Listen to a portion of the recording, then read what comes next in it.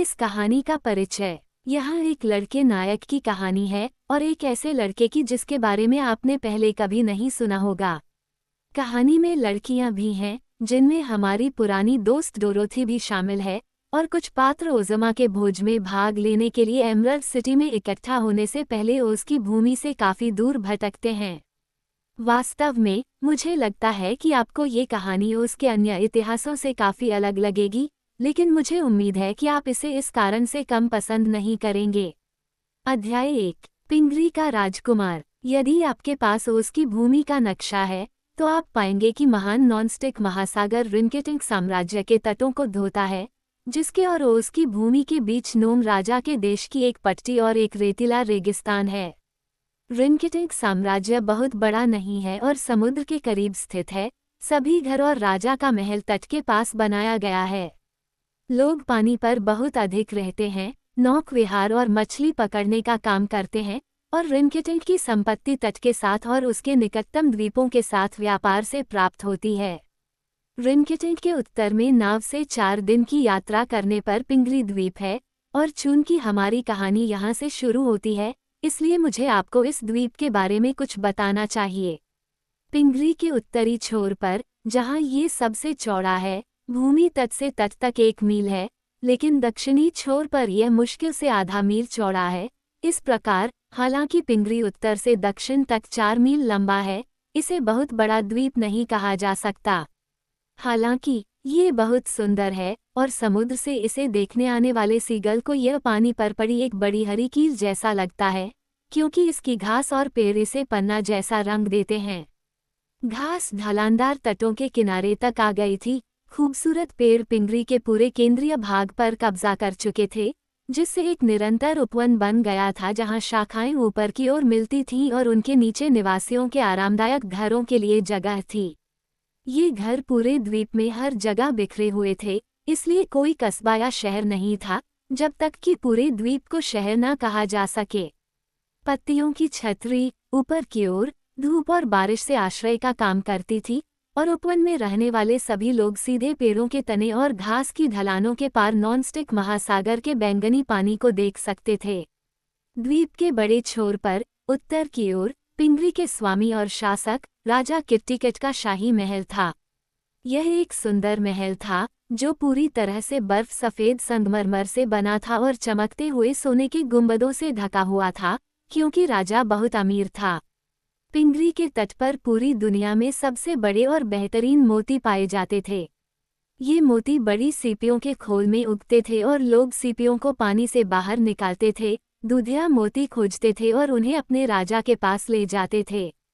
इसलिए हर साल एक बार महामहिम अपनी 6 नावें, 60 नाविकों और कई बोरियों में भरे कीमती मोतियों के साथ रिनकेटिंग के राज्य में भेज पाते थे, जहां गिलगाड नामक एक शहर था, जिसमें राजा रिनकेटिंग का महल एक चट्टानी हेडलैंड पर खड़ा था और अपने ऊंचे टावरों के साथ नाविकों को बंदरगाह तक मार्गदर्शन करने के लिए एक लाइटहाउस के रूप में काम करता था। गिलगाड में पिंगरी से मोती राजा के कोषाध्यक्ष द्वारा खरीदे जाते थे, और नावें बहुमूल्य माल के भंडार और लोगों और पिंगरी के शाही परिवार की जरूरत के अनुसार खाद्य आपूर्ति से लदी हुई द्वीप पर वापस जाती थीं। पिंगरी लोग कभी भी रिनकेटिंग के अलावा किसी अन्य भूमि पर नहीं गए, और इसलिए बहुत कम अन्य भूमियां थीं जो जानती थीं कि ऐसा कोई द्वीप है। दक्षिण पश्चिम में एक द्वीप था जिसे आइल ऑफ फ्रीक्स कहा जाता था, जहां के निवासियों को मोतियों की कोई जरूरत नहीं थी। और पिंगरी के बहुत दूर उत्तर में ऐसा कहा जाता है कि नाव से 6 दिनों की यात्रा रेगोस और कोरेगोस नामक जुड़वां द्वीप थे, जहां एक उग्र और युद्धप्रिय लोग रहते थे। इस कहानी के वास्तव में शुरू होने से कई साल पहले रेगोस और कोरेगोस के उन भयंकर योद्धाओं की 10 बड़ी नावें पिंगरी आईं और अचानक द्वीप के उत्तरी छोर पर उतरीं। वहां उन्होंने लूटपाट और जीतना शुरू कर दिया, जैसा कि उनका रिवाज था, लेकिन पिंगरी के लोग, हालांकि न तो अपने दुश्मनों की तरह बड़े थे और न ही इतने मजबूत, उन्हें हराने में सक्षम थे और उन्हें वापस समुद्र में खदेड़ दिया, जहां एक भयंकर तूफान ने रेगोस और कोरेगोस के हमलावरों को पीछे छोड़ दिया और उन्हें और उनकी नावों को नष्ट कर दिया। एक भी योद्धा अपने देश वापस नहीं लौट सका। दुश्मन की यह हार इसलिए और भी आश्चर्यजनक लग रही थी क्योंकि पिंगरी के मोती मछुआरे स्वभाव से शांत और सौम्य थे और आपस में भी शायद ही कभी झगड़ते थे। उनके एकमात्र हथियार उनके सीप के रेख थे। फिर भी तथ्य यह है कि उन्होंने अपने तटों से रेगोस और कोरेगोस के अपने भयंकर दुश्मनों को खदेड़ दिया। राजा किटटिकट उस समय केवल एक बालक था जब यह उल्लेखनीय युद्ध लड़ा गया था, और अब उसके बाल सफ़ेद हो चुके थे, लेकिन उसे वह दिन अच्छी तरह याद था और उसके बाद के वर्षों में उसे एक निरंतर भय था कि उसके शत्रु फिर से आक्रमण करेंगे। उसे डर था कि वे विजय और बदला लेने के लिए उसके द्वीप पर अधिक संख्या में सेना भेज सकते हैं। ऐसी स्थिति में उनका सफलतापूर्वक विरोध करने की बहुत कम उम्मीद होगी। राजा किटटिकट की इस चिंता ने उन्हें अजनबी नावों पर कड़ी नज़र रखने के लिए प्रेरित किया। उनका एक आदमी लगातार समुद्र तट पर गश्त करता रहता था, लेकिन वह इतना बुद्धिमान था कि किसी भी डर को खुद या अपने लोगों को दुखी होने नहीं देता था। वह एक अच्छा राजा था और अपनी सुंदर रानी गैरी और उनके एक बच्चे राजकुमार इंगा के साथ अपने शानदार महल में बहुत संतुष्ट रहता था। पिंगरी की संपत्ति साल दर साल बढ़ती गई और लोगों की खुशी भी बढ़ती गई। शायद उसकी भूमि के बाहर कोई ऐसी जगह नहीं थी जहां संतोष और शांति इस खूबसूरत द्वीप से ज्यादा स्पष्ट हो, जो नॉनस्टिक महासागर की गोद में छिपा हुआ है। अगर ये परिस्थितियां अप्रभावित रहती तो इस कहानी में पिंगरी के बारे में बात करने की कोई जरूरत नहीं होती।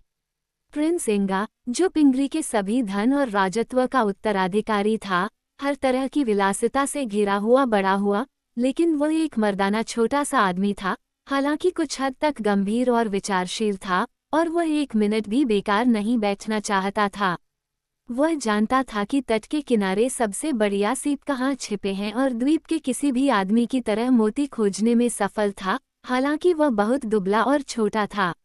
उसके पास अपनी खुद की एक छोटी नाव और सीपों को खींचने के लिए एक रेक था, और जब वह अपने पिता के लिए एक बड़ा सफ़ेद मोती ले जा सकता था तो उसे वास्तव में बहुत गर्व होता था। द्वीप पर कोई स्कूल नहीं था, क्योंकि पिंगरी के लोग सभ्यता की उस स्थिति से बहुत दूर थे जो हमारे आधुनिक बच्चों को स्कूल और विद्वान प्रोफेसरों जैसे लाभ प्रदान करती है। लेकिन राजा के पास कई पांडुलिपि पुस्तकें थीं, जिनके पन्ने भेड़ की खाल से बने थे। बुद्धिमान व्यक्ति होने के कारण वह अपने बेटे को पढ़ना, लिखना और अंकगणित सिखा पाया। अपने पाठों का अध्ययन करते समय राजकुमार इंगा अपने पिता के महल के पास के उपवन में चले जाते थे और एक ऊंचे पेड़ की शाखाओं पर चढ़ जाते थे, जहां उन्होंने आराम करने के लिए एक आरामदायक सीट के साथ एक मंच बनाया था, जो पत्तियों की छतरी से छिपा हुआ था। वहां, जहां उन्हें कोई परेशान नहीं करता था, वे भेड़ की खाल पर ध्यान से पढ़ते थे, जिस पर पिंगारेसी भाषा के अजीबोगरीब अक्षर लिखे हुए थे।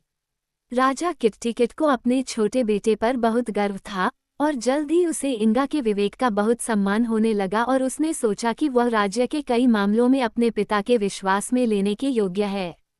उसने लड़के को लोगों की ज़रूरतों और उन पर न्यायपूर्ण तरीके से शासन करने का तरीका सिखाया, क्योंकि वह जानता था कि एक दिन इंगा उसकी जगह राजा बनेगी।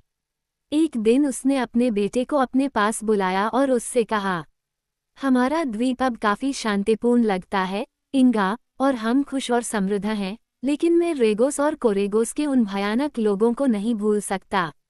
मेरा हमेशा डर बना रहता है कि वे अपनी जाति के उन लोगों की तलाश में नावों का बेड़ा भेज देंगे जिन्हें हमने कई साल पहले हराया था और जिन्हें बाद में समुद्र ने नष्ट कर दिया।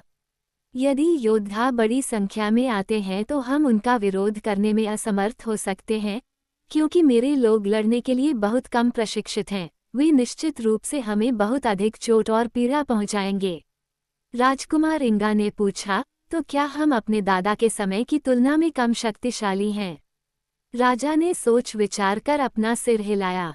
ऐसा नहीं है, उसने कहा, ताकि तुम उस अद्भुत युद्ध को पूरी तरह से समझ सको, मुझे तुम्हें एक बड़ा रहस्य बताना होगा। मेरे पास 3 जादुई तावीज़ हैं, जिन्हें मैंने हमेशा बहुत सावधानी से रखा है, ताकि किसी और को उनके अस्तित्व का पता न चले।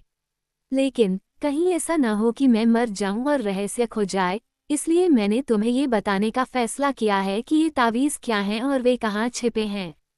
मेरे साथ आओ, मेरे बेटे। वह महल के कमरों से होते हुए बड़े भोज कक्ष में पहुंचा। वहां कमरे के बीच में रुककर वह नीचे झुका और टाइल वाले फर्श में छिपे एक झरने को छुआ। तुरंत ही एक टाइल नीचे की ओर धंस गई और राजा ने उस गड्ढे में हाथ डालकर एक रेशमी थैला निकाला। उसने बैग खोला और इंगा को दिखाया कि इसमें 3 बड़े मोती हैं, जिनमें से प्रत्येक एक संगमरमर के आकार का है। एक का रंग नीला था और एक का रंग गुलाबी था, लेकिन तीसरा शुद्ध सफेद था। राजा ने गंभीर, प्रभावशाली स्वर में कहा, ये 3 मोती दुनिया में अब तक के सबसे अद्भुत मोती हैं। ये मेरे पूर्वजों में से एक को मरमेड क्वीन से उपहार स्वरूप मिले थे, जो एक शक्तिशाली परी थी जिसे एक बार उसके दुश्मनों से बचाने का सौभाग्य उसे मिला था। इस उपकार के लिए कृतज्ञता में उसने उसे ये मोती भेंट किए। तीनों में से प्रत्येक में एक अद्भुत शक्ति है, और जो कोई भी उनका मालिक है वो खुद को एक भाग्यशाली व्यक्ति मान सकता है। नीले रंग का यह मोती इसे धारण करने वाले व्यक्ति को इतनी महान शक्ति प्रदान करेगा कि कोई भी शक्ति उसका विरोध नहीं कर सकती। गुलाबी चमक वाला मोती अपने मालिक को सभी खतरों से बचाएगा, चाहे वे किसी भी स्रोत से क्यों न हों। तीसरा मोती जो शुद्ध सफेद है, बोल सकता है, और इसके शब्द हमेशा बुद्धिमानी भरे और मददगार होते हैं।